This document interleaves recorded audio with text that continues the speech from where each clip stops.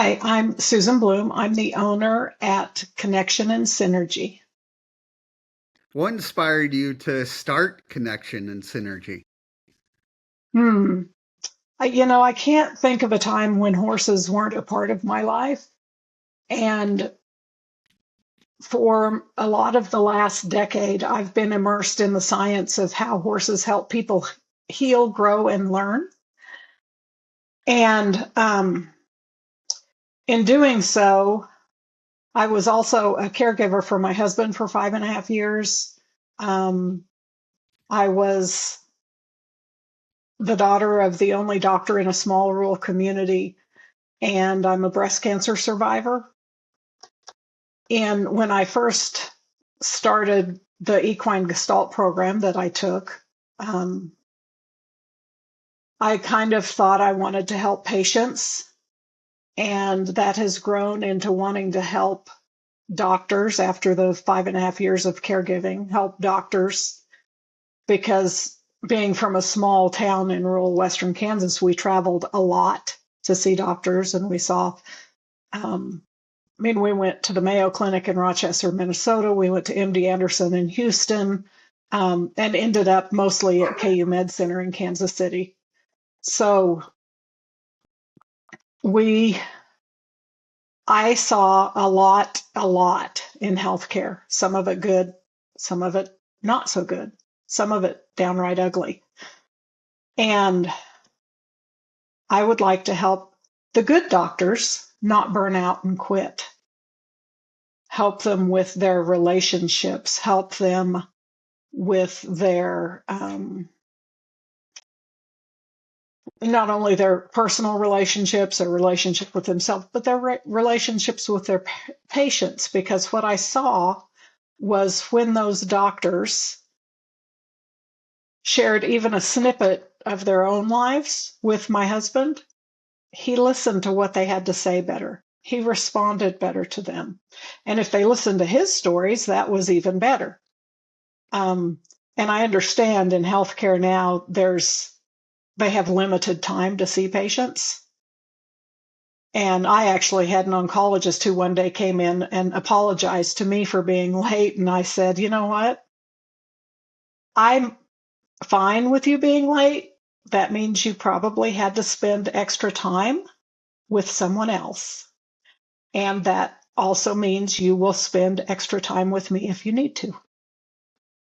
Um, so it's my mission, I guess, to help doctors relate to their patients better, um, so that everyone has better outcomes, including the doctors. Yeah, what is it about that connection with horses that makes people a little more relaxed? Well, so horses are very, the way I partner with them is they help me tell, and I'm sure this has happened to you. Sometimes you'll say something you think is true, but it's really not true here. It's not what you truly have in your heart. And they can tell me when I'm working with a client if if the client is standing in their own truth. Um, they can. I mean, they're amazing. They help in amazing ways, and they can teach leadership skills. They can help with communication skills. You think that because they don't understand our language, that they wouldn't be able to help you with communication skills, but they can. Um, they if I would tell you to have the horse do something, you have to figure out how to communicate with it, whether it's through verbal communication or body, your body language, or whatever silent type of communication you use. I know I have with some of my horses before I even took this training. I would they would get a little bit assertive with me, and I would put on a stance and act as if they pin their ears when they get angry, and kind of put that stance on and make them think that I'm pinning my ears at them. And they'll back off like, oh yeah, she means this. And it's kind of a way of figuring out. I mean, it's the same with people. We all have our own ways that we communicate. I had a friend who explained it this way. She said, I'll use my family as an example. So my maiden name is Omart, so I speak Omart. My husband's name was Bloom, so he speaks Bloom, and they're two different, not entirely different languages, kind of dialects, different dialects. And so when we're communicating, we listen through that filter as well, or through that noise, if you'd like to call it that, and if you take it even a generation farther, my dad spoke Omart and my mom spoke Sokolowski. It's kind of an interesting way to look at it, in that we filter everything that we hear or say through those filters that we grew up with as children.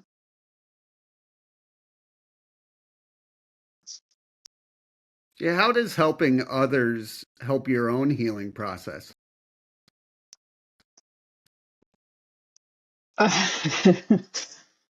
It helps me heal because I will see things in other people that I might not see in myself as well.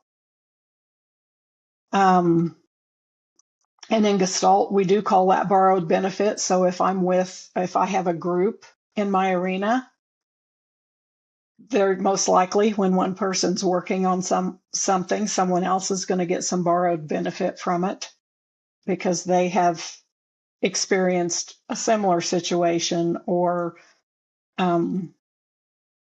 whatnot. And here's kind of an example. We do sometimes what we call trollectomies, because we tend to have trolls that sit on our shoulders and whisper in our ears that we're not good enough or we're not smart enough or whatever that is. And I went through, I think it was actually at my last in-person training, wondering why I always thought that I wasn't smart enough. And I was helping another woman with her trollectomy. And it dawned on me it was that fourth grade teacher who shamed me for not getting my homework done, who put me isolated me from the rest of the class to work on my homework, which didn't work. And so from the time I was in fourth grade,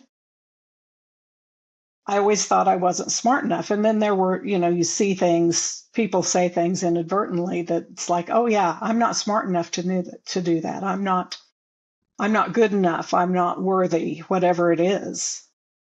Especially if it's someone in an authority position. Yeah, what are some of your methods? I like what you said about the troll thing because that's very relatable. It is. And so the methodology that we use is Gestalt, and it's very experiential, and we go where the client takes us. I'll use a couple examples. My husband died in 2018, and I did not think that I wanted to stay in Western Kansas. And at that point, I had already decided that I wanted to work with doctors. And I was feeling like I needed to be someplace that wasn't a day to get there from anywhere. Yeah. And so I was at a retreat with my mentor, and we did what we call a piece of work around that. So she put a pole in the middle of the arena, and she had me choose which side was east and which side was west. And then she had me tell myself, convince myself which side I wanted to be on. And the horse, Ruby, that was with me was offering support the whole time. And at one point, I could feel her just off of my right hip. I could feel her breath on me. And I think if I would have hesitated much more, she would have pushed me over the pole to the eastern side. Like I said, they know what you're feeling in your heart, what's true for you, what you need. So they're amazing creatures. And I already mentioned the trollectomy. There was another time, and this was also in a training, where a woman who had adopted a couple of children from Africa, and the older one had reactive attachment disorder. And it had gotten to the point where they were in fear, so they placed her in a home that knew how to deal with reactive attachment disorder. And this woman came in and she said, when I'm at home, I'm sick. When we travel, I'm fine. Then we come back home and I get sick again. And so she was put in the arena with like a square made of flower boxes. And that was home for her. And they worked through being at home, and you could see in her body how she felt when she was inside that box, and if she'd step outside. And again, she had a horse called QT was with her, and she was in the box one time, and he finally went and picked up the flower box on one end and opened the door and said, "Get out of the house." Within 2 months, I think it was, they'd been looking for a ranch, and within 2 months, they had a contract on a ranch, and they had 2 offers on their house. So she needed to release all that stuff before that could happen for her.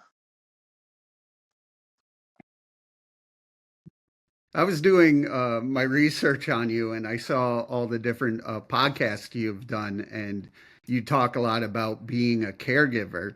But when you are a caregiver, how important is it to make sure you have a support system as well? Well, it's very important. And I would be the first to admit for the first 2 years, I didn't have a great support system. I don't know how much you saw or read, and I don't know if this is in any of the podcasts, but there was a time, the first 2 years, I was working full time. And we would have meetings, and I would come in to a meeting, and someone would say, "Did you do that, Susan?" And I'd look at them and say, "No."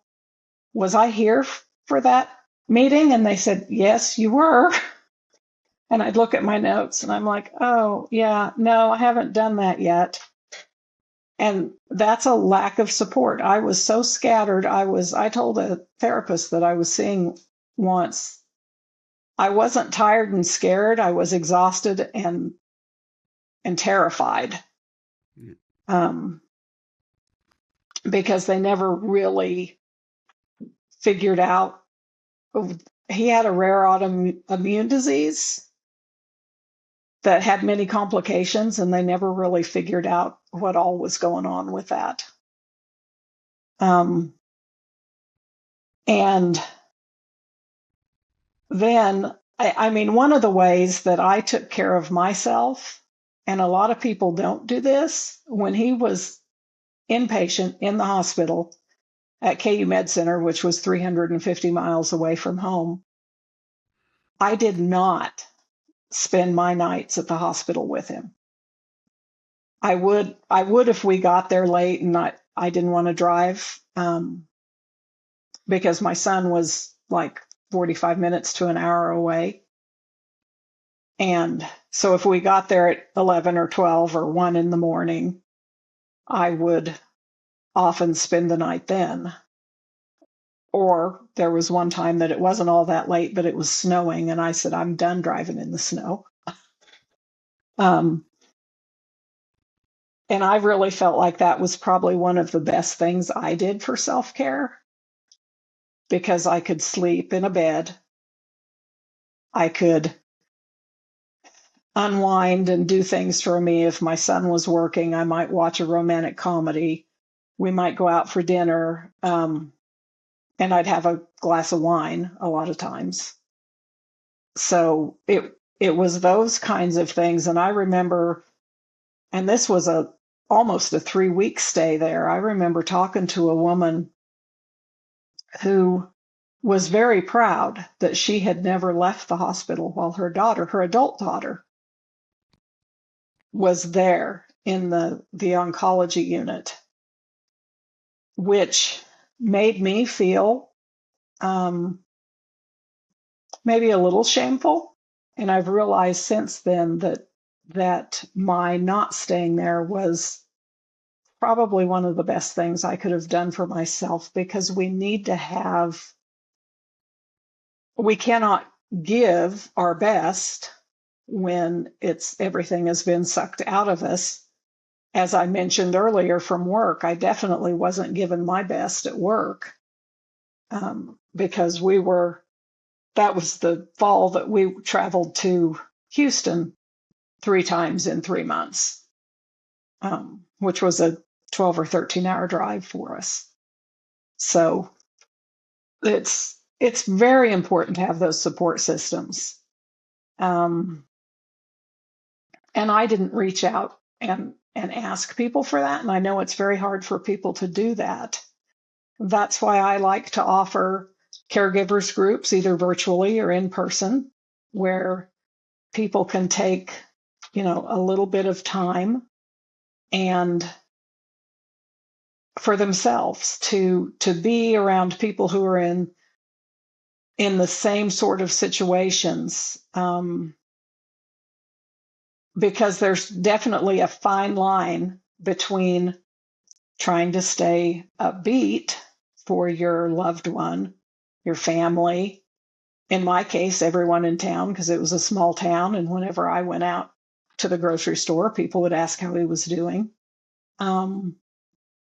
And being able to actually break down and think about those things you don't want to think about, and know that there are other people out there who are in that situation, and to know that it's normal to have the feelings you're feeling. After that almost 3-week hospital stay, we went back home, and he needed to be on some really strong antibiotics. So I one day had gone out to the store, drove back up to the house, and sat out in my Jeep and thought to myself, I just want this to be over. He needs to get better. And then my mind went to, there's another way it could end. And I didn't want to think about that. I pushed that out, and I know that other people have to have those same sorts of feelings.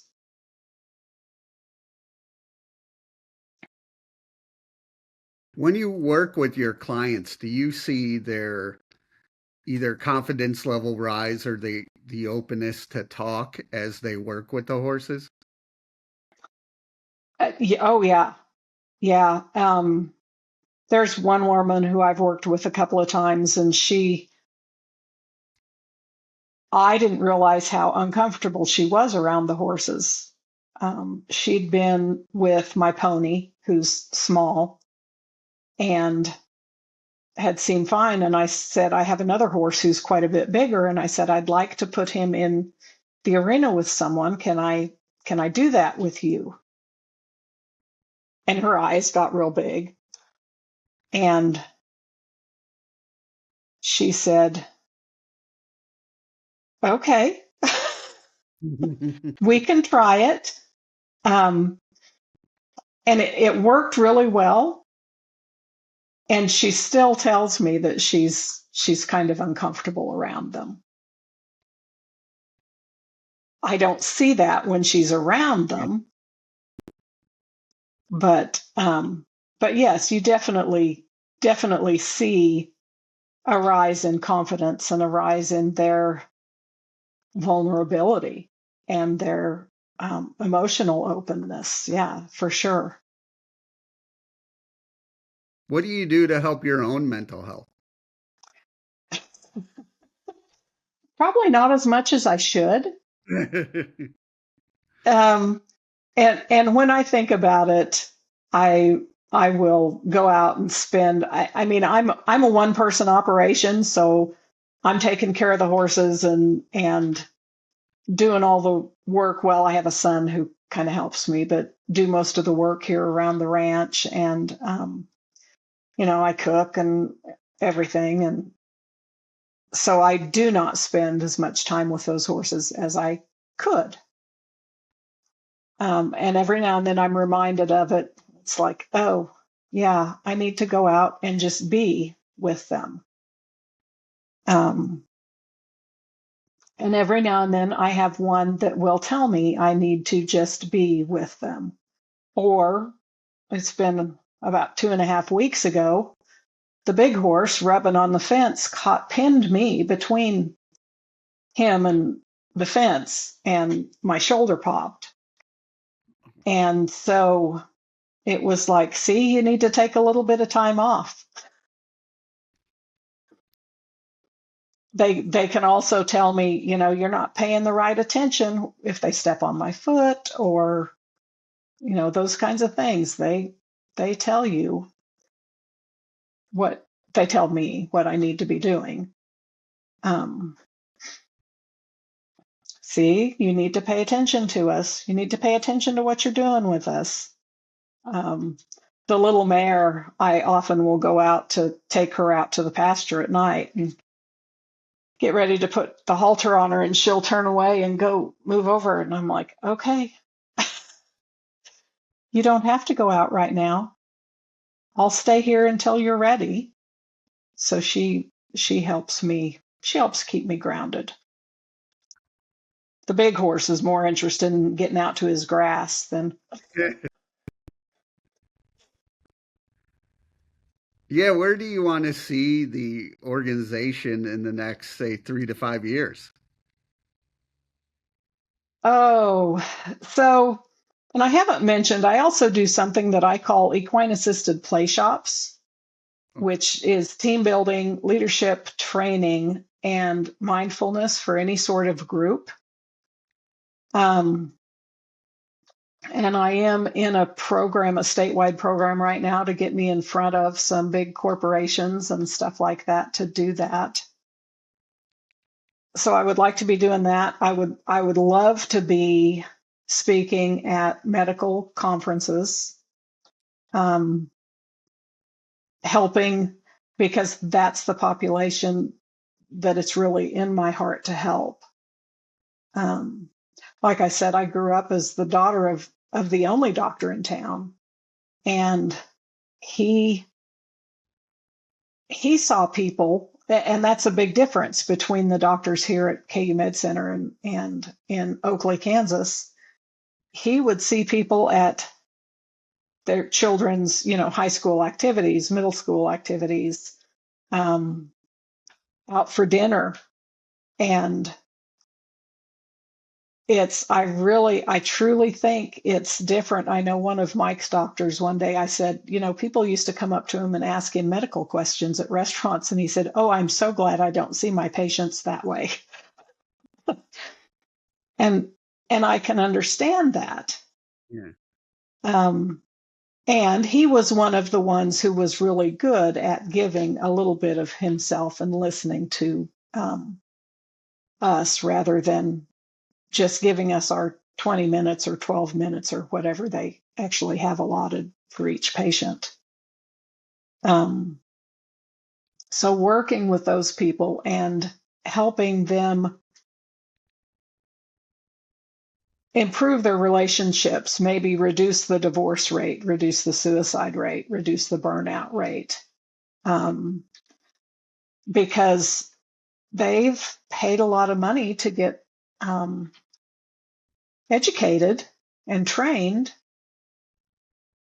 And if they're still passionate and still love what they do, but are so burned out that they quit, they're not serving anyone, not themselves, not anyone else, not now. If they lose their passion for it, I understand it might be time for a change.